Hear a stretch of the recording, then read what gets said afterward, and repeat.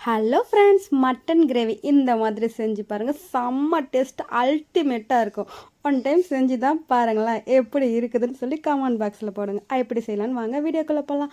அதுக்கு ஒரு பேன் வச்சுக்கோங்க. அதில் எண்ணெய் ஊற்றிட்டு ஒரு பெரிய வெங்காயத்தை கட் பண்ணி போட்டுக்கோங்க. கட் பண்ணி போட்டுட்டு ஒரு கைப்பிடி அளவுக்கு கருவேப்பிலை, பச்சை கருவேப்பிலை இருந்தாலும் எது வந்தாலும் சரி, கருவேப்பிலை போட்டுக்கோங்க.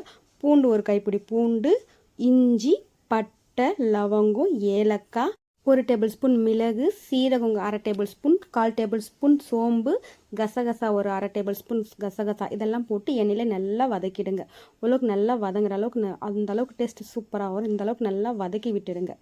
அடுப்பு கைவிடாமல் மீடியம் ஃப்ளேமில் வச்சுட்டு இந்த அளவுக்கு நல்லா வதங்கினதுக்கு அப்புறமா ஒரு மிக்ஸி ஜாருக்கு மாற்றிடலாம். இப்போ முந்திரி ஒரு 10 பல் முந்திரி போட்டுக்கோங்க. போட்டுட்டு நல்லா பேஸ்ட்டாக அரைச்சி எடுத்துக்கோங்க. நைஸாக இந்த அளவுக்கு பேஸ்ட்டாக அரைச்சி எடுத்து வச்சுடுங்க. இப்போ நம்ம குக்கர் வச்சுக்கலாம். குக்கரில் மீடியம் சைஸ் பெரிய வெங்காயம் ஒன்று கட் பண்ணி நல்லா பொடி பொடிசாக எடுத்து போட்டுக்கோங்க. தக்காளி புளிப்புக்கு எவ்வளோ தேவையோ அந்த அளவுக்கு தக்காளி, நான் 2 தக்காளி எடுத்திருக்கேன். நாட்டு தக்காளின்றதுனால எடுத்து நல்லா வதக்கிக்கோங்க. எண்ணெயில் நல்லா வதங்கிக்கோங்க. வதங்கினதுக்கு கரம் மசாலா ஒரு ஸ்பூன் போட்டுக்கோங்க. அப்புறமா தனியா தூள், மட்டன் மசாலா ஒரு ஸ்பூன், காரத்துக்கு ஏற்ற மாதிரி மிளகாத்தூள் போட்டுக்கோங்க. தனி மிளகாத்தூள் தான் நான் போட்டிருக்கிறேன்.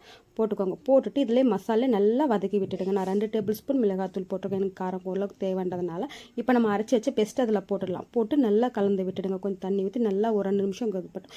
இப்போ நான் ஆல்ரெடி மட்டனை குக்கரில் தனியாக உப்பு போட்டு பட்டெல்லாம் போட்டு வேக வச்சு எடுத்து வச்சிருக்கிறேன். எடுத்து வச்சதுக்கு அப்புறமா தான் நம்ம இதை செய்யணும். இப்போ அப்போ தான் நல்லாயிருக்கும். ஓரளவுக்கு சூப்பராகவே வரும். இப்போ நம்ம உப்பு போட்டுட்டு அதில் நல்லா கலந்து விட்டுட்டோம். இப்போ கறி ஓரளவுக்கு வேணும், மசாலா நல்லா வேகணுன்றதுக்காக கொஞ்சம் தண்ணி விட்டுக்கோங்க.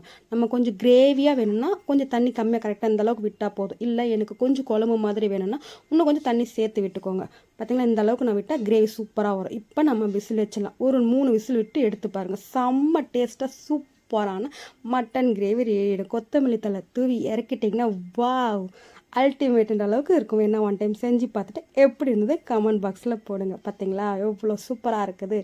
வீடியோ பிடிச்சிருந்தா லைக் பண்ணுங்கள், ஷேர் பண்ணுங்கள், சப்ஸ்கிரைப் பண்ண மறக்காதீங்க. அடுத்த வீடியோவில் பார்க்கலாம். பாய்.